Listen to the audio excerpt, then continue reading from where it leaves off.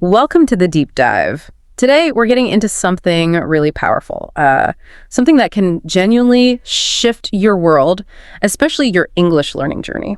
We're talking about your mindset. It's so true. When people think about getting better at English, they usually jump to the external stuff first. Vocabulary apps, grammar books, pronunciation practice. Right. And all that is important, definitely. Absolutely vital.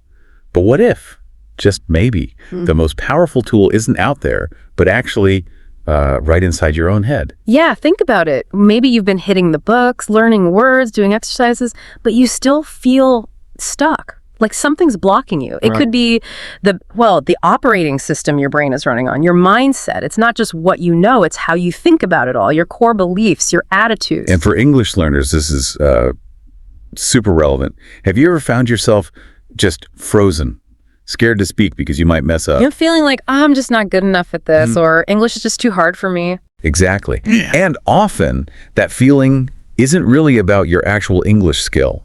It's tied directly to these, underlying beliefs, your mindset. And here's the really exciting part, the truly transformative bit. That mental operating system, it's not fixed. You can actually upgrade it. That's the key. Yeah. When you change your mindset, you literally start to change your reality. It sounds a bit like magic, but it's not. No, it's fundamental. Our thoughts, our beliefs, they directly shape our actions. And those actions create our results. So this deep dive, it's really about figuring out how you might be rewiring your brain for more progress. So our mission today is pretty clear. We want to explore how this mindset thing works, why it really is your most powerful tool, and crucially, how you can actually use it. Use it to boost your English learning, reach those goals you've had maybe for a long time. Exactly. We'll get into some practical stuff you can apply right away to, unlock that potential. Okay, so if mindset is this operating system, what's it based on? What are the core programs? Our sources, especially thinking about Carol Dweck's psychological research. Oh yeah, Dweck's work is foundational here. Right. It highlights this really critical difference between what she calls a fixed mindset and a growth mindset. Yeah, let's unpack that. A fixed mindset basically is the belief that your abilities like language talent are just set in stone. You've either got it or you don't. Like, I'm just not a language person. Exactly that thought. So if you believe that, then making a mistake, say, mispronouncing a word or using the wrong grammar. Oh, it feels awful, like proof that you're just not good enough. Precisely. It feels like a direct hit on your core ability. And that breeds this deep fear of failure. It can totally paralyze you. So you start avoiding things. Yes. You avoid trying new words, you shy away from conversations, maybe you stick to really simple sentences because you're afraid of messing up something more complex. And of course, that means you miss out on the very practice and exposure you need to actually improve. It really does sound like a vicious cycle. You believe you can't, so you don't try, which then just confirms your belief that you can't. It is. It really is. So the question becomes, how do you break out of that? And that's where the growth mindset comes in, right? Exactly. A growth mindset is, the opposite. It's the belief that abilities can be developed through dedication, through hard work, through learning from mistakes. So mistakes aren't failures. Not at all. With a growth mindset, a mistake is just data. It's valuable feedback. It shows you where you need to focus, what you need to practice. It's an opportunity to learn and get better. It shifts the focus to the process of learning, not just the final result. I can totally relate to this shift personally. When I first tackled Japanese, oh man, I was definitely stuck in a fixed mindset. Really? How so? I kept thinking things like, I'm just not naturally gifted at languages, and I was so worried about my pronunciation, like, it'll never sound right. Classic fixed mindset thought. Totally. And it became a self-fulfilling prophecy. Every little error just felt like proof I was bad at it. I actually started avoiding speaking chances because I was just terrified of being judged. Progress was painfully slow, and honestly, my motivation just tanked sometimes. That's such a common story. That fear of looking silly is a powerful barrier. Oh. So what changed for you? How did you shift? Well, it took a conscious effort, but once I started deliberately trying to adopt a growth mindset, things really did change. I started seeing errors not as dead ends, but as stepping stones. Okay. So if I messed up a word, I'd just try it again or ask someone, hey, how should I say that? If I didn't get a grammar point, I'd actively look for different explanations, find more exercises. So you became more proactive. Yeah, and the fear of looking foolish, it really started to fade. Not completely maybe, but enough. And my willingness to just try things, to take risks in conversations, it just shot up. It was like I stopped worrying about sounding perfect and just focused on communicating, and suddenly things started clicking much faster. My fluency really accelerated. That's fantastic. And it wasn't about getting smarter overnight or anything. It was purely changing how I approached the learning process. That's such a powerful example. And the thing is, your experience, it's not just a one-off story. Right. The research backs this up. Absolutely. Our sources consistently show this isn't just some nice idea.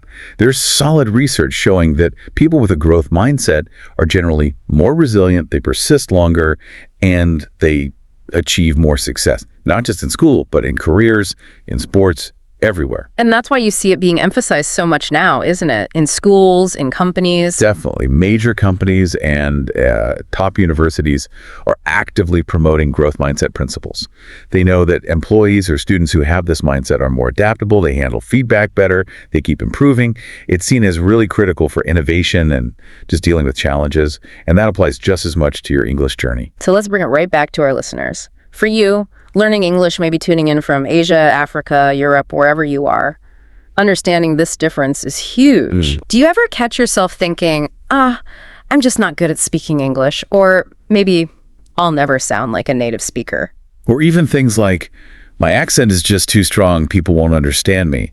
These thoughts, they might seem small, but they can build up into really significant roadblocks. Yeah, maybe you avoid certain accents because you think, my mouth just can't make that sound. Or you stick to simple sentences because, I always mess up the complicated grammar.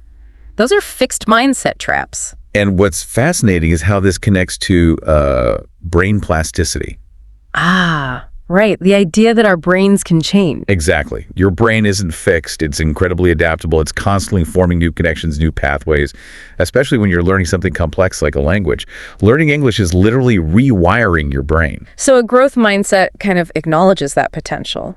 Precisely. It embraces this amazing capacity for change. It empowers you to genuinely believe that, yes, with effort, with the right strategies, you can get significantly better at English, no matter where you started or what happened before. And this isn't just about grammar rules or vocabulary lists. It applies so clearly to things like pronunciation and accent, which can be really sensitive for learners. Definitely. It's easy to get discouraged if you don't sound like a BBC News reader right away. Right. A fixed mindset might whisper, see, your accent's too strong, you'll never lose it. But a growth mindset reframes that completely. It might say, okay, my accent is part of who I am right now. And with focused practice on specific sounds, I can make my pronunciation clearer. I can become easier to understand. The focus shifts. From impossible perfection to achievable improvement. Exactly. Continuous improvement, not instant perfection. That's the growth mindset way. So the core message here, the takeaway from this deep dive, is really about actively cultivating that growth mindset. Yes, it starts with noticing. Yeah. Just recognizing when those fixed mindset thoughts, those self-limiting beliefs pop into your head. Like catching yourself saying, I can't. Right. And then consciously challenging them. You need to actively reframe. So instead of I can't, try adding one crucial word, I can't yet. Ooh, I like that. Yet. It implies possibility. It totally changes the feeling, doesn't it? Or instead of I'm just not good at this, try shifting to I'm learning this and I'm improving every day. Even small shifts in that internal conversation, that self-talk, can make a huge difference to your motivation and, well, your actual results. It's powerful, and it's important to remember this isn't like flipping a switch, right? Cultivating a growth mindset it's a process, a journey. Absolutely. It's not a destination you suddenly arrive at. There will still be tough days. Days you feel frustrated, days progress feels invisible. But the difference is how you handle those moments. Yes.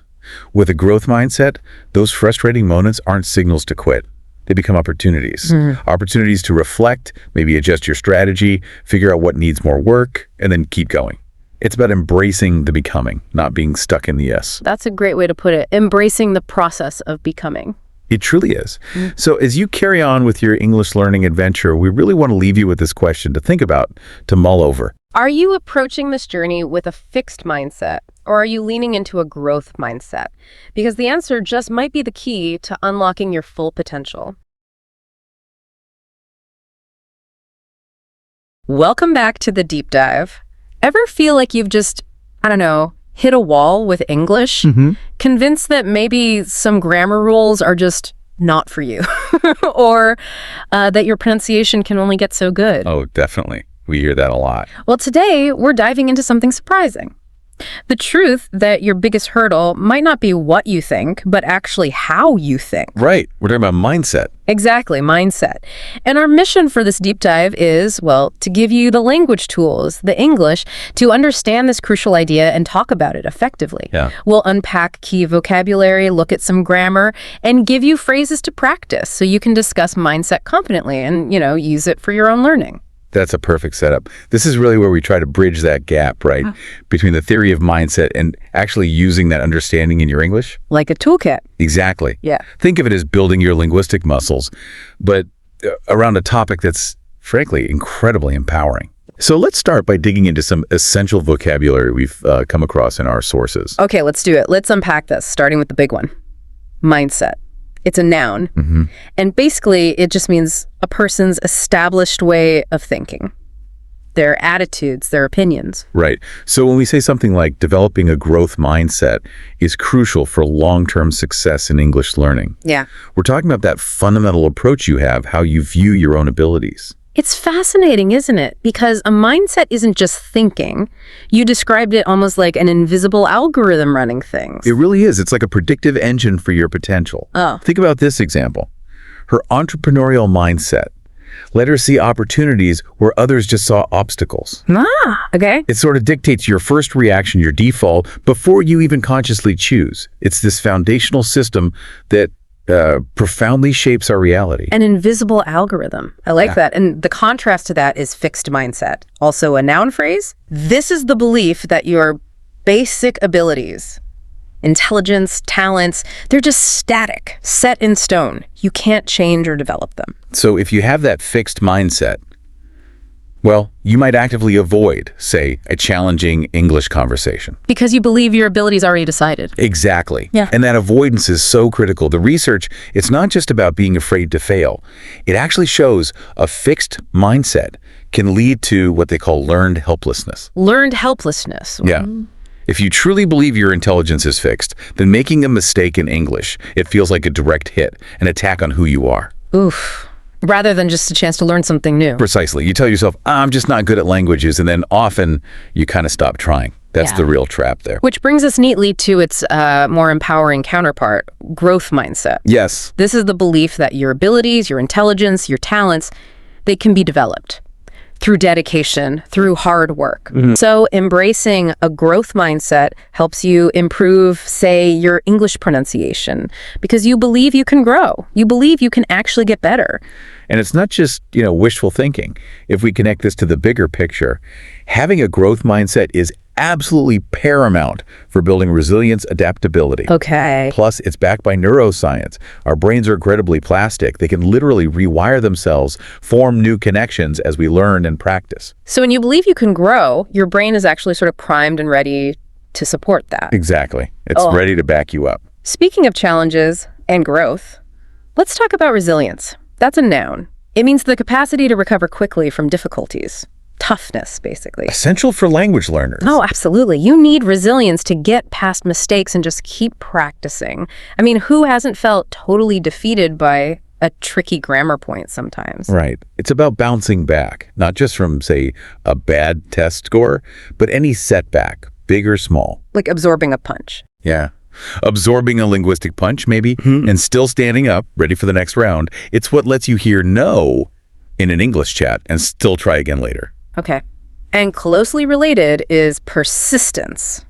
Also a noun, firm continuance, basically, keeping going despite difficulty or opposition. With persistence, you can master even the most difficult English grammar rules, eventually. Think about those times you've wanted to just give up, maybe on a new vocab list or some complex idiom. Sure. Persistence is that quiet, kind of unwavering resolve that keeps you going, even when it's really tough. It's the difference between trying once or twice and really staying committed until you get it. It's an internal drive. Okay, now a big one we often hear about, self-limiting beliefs. Yes. These are those negative, restrictive thoughts you have about yourself that really hinder your growth, your achievement. They're like invisible walls. Exactly. Don't let self-limiting beliefs stop you from speaking English confidently. They really are walls. And these aren't just, passing thoughts. They're often really deeply rooted ideas we have about ourselves. Like what? Well, they might sound like, oh, I'm not good enough, or I'm probably too old to learn a new language properly. Right. Therapy often focuses on identifying and challenging these kinds of ingrained mental roadblocks that stop personal development. But how do we even spot them in ourselves? Well, often identifying them comes when you try to step out of your comfort zone. That's a noun phrase. The comfort zone, yes. It refers to that situation where you feel safe, at ease, no stress. Stepping out of your comfort zone is essential for improving your English, wouldn't you say? It's the essential paradox, isn't it? Growth. Yeah. It rarely happens inside what's comfortable. Innovation, real learning, it demands going into, let's say, uncharted territory. Yeah. It's that space where you might feel a little awkward, maybe make some mistakes. That's where the learning is. That is precisely where the real learning happens. So the question is, are you willing to feel just a little uncomfortable today? A little discomfort for a lot of growth. I like that challenge. Okay, let's move to some powerful verbs now. To embrace. It means to accept or support something. A belief, a theory, a change, willingly. Enthusiastically, even. You should embrace every chance to practice English. Yeah, it implies a full, willing adoption, like giving the challenge a warm hug, not just sort of tolerating it. Right. Imagine embracing English grammar rules, even the tricky ones, instead of just, putting up with them. That's a mindset shift right there. Then there's to cultivate. It means to try to acquire or develop something, a quality, a sentiment, a skill. Like tending a garden. Exactly. It's important to cultivate a positive attitude towards English learning, just like that. That's a perfect analogy. It suggests this nurturing, ongoing effort. You don't just get a positive attitude, you actively cultivate it. Takes work. Like a skill or even a friendship, yeah. It needs consistent care, attention. And finally, to accelerate, meaning to increase, to speed something up. A growth mindset can definitely accelerate your English learning progress. Think of it as a multiplier effect, not just a little boost. It's like the difference between slowly pushing a car and actually hitting the gas pedal. A growth mindset dramatically speeds things up because you're constantly looking for feedback, trying new strategies. Okay, so we understand what mindset is, the different types, and the actions we can take, like embracing or cultivating. Right. The next crucial step is being able to talk about the impact. How does one thing lead to another? And this is where grammar becomes really powerful, especially with conditional sentences, type 1 and type 2. Yes, this is where the language really comes alive. It lets you express not just what you believe, but the consequences of those beliefs. They're crucial for, nuanced discussions about personal growth, learning strategies. Okay, let's start with type 1 conditional. This is for real or likely situations. The structure is pretty simple.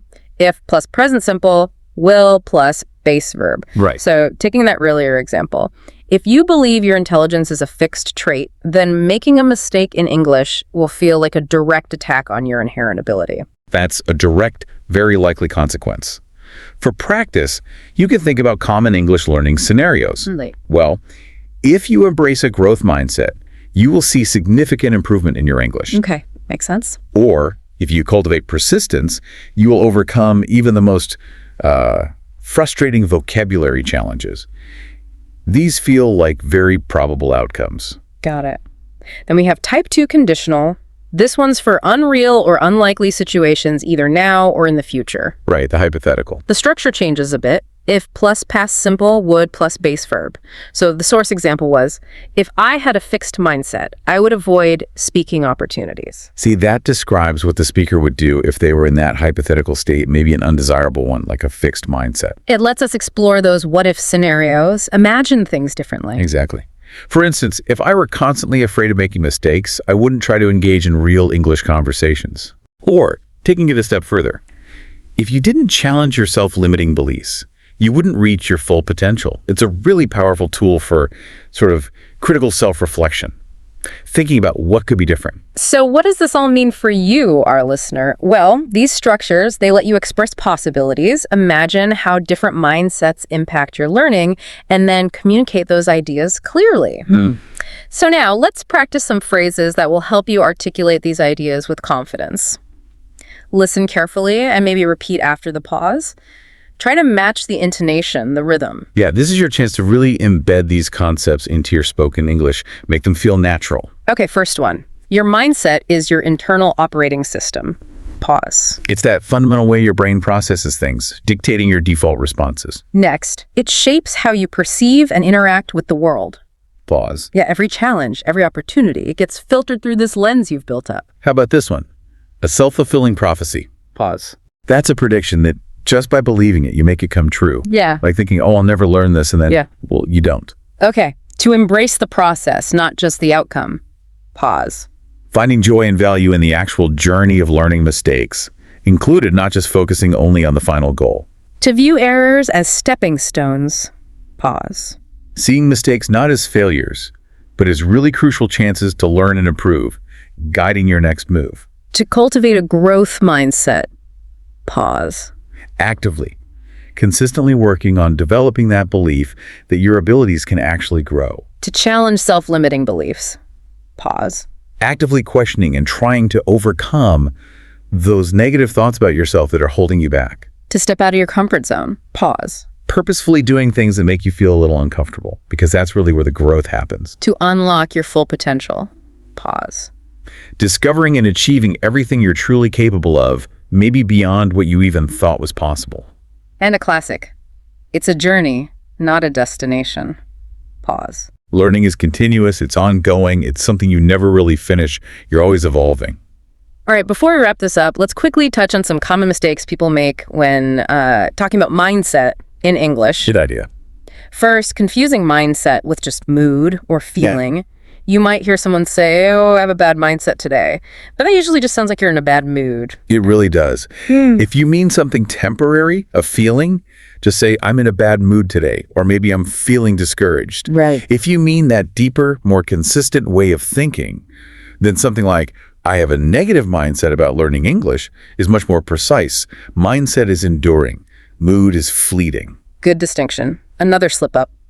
Trying to use mindset as a verb, you wouldn't say you need to mindset yourself to learn. No, that sounds odd. It's just not grammatically correct in English. So what should you say? Instead, use verbs with mindset, like adopt, develop, cultivate, or change. So you need to adopt a positive mindset, or you need to change your mindset about challenges. Okay, so it's about taking action on your thinking, not making thinking the verb. Exactly. And finally, maybe more of a stylistic point. Sometimes people overuse very or really when describing mindset. Like, he has a very, very positive mindset. Yeah, it can sound a bit weak. Yeah. Try using stronger adverbs for more impact. For instance. Like, he has an incredibly positive mindset, or perhaps a remarkably positive mindset. It just adds more punch, sounds more natural. And also, be clear about which mindset you mean. Don't just say, my friend has a mindset that he can't learn English. Right. Be specific. Say, my friend has a fixed mindset that he can't learn English.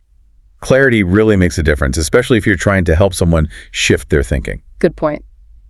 Okay, and that brings us, I think, to the end of today's deep dive on the incredible power of your mindset. We really hope this discussion has not only maybe expanded your English vocabulary and grammar, but also given you a fresh perspective on your own learning journey. Remember, your mindset. It truly is your most powerful tool. By understanding it, challenging it, and cultivating that growth-oriented approach, you can unlock doors you never knew existed. Both in English and, well, in life generally. Absolutely. In your English proficiency and in your life. So take these lessons, maybe practice those phrases we discussed, and just start observing your own mindset. How is it helping you right now? Or maybe hindering your progress? That awareness, just noticing it, that's the first step towards any kind of transformation. And maybe here's something to mull over as we finish. If your mind really is capable of rewiring itself, what's the one self-limiting belief you've held on to for maybe too long? The one that, if you truly let it go, could utterly transform your very next step, whether that's in learning or just in life. Something to think about. Definitely. Thank you for joining us today. Keep practicing, keep growing, and keep believing in your incredible potential.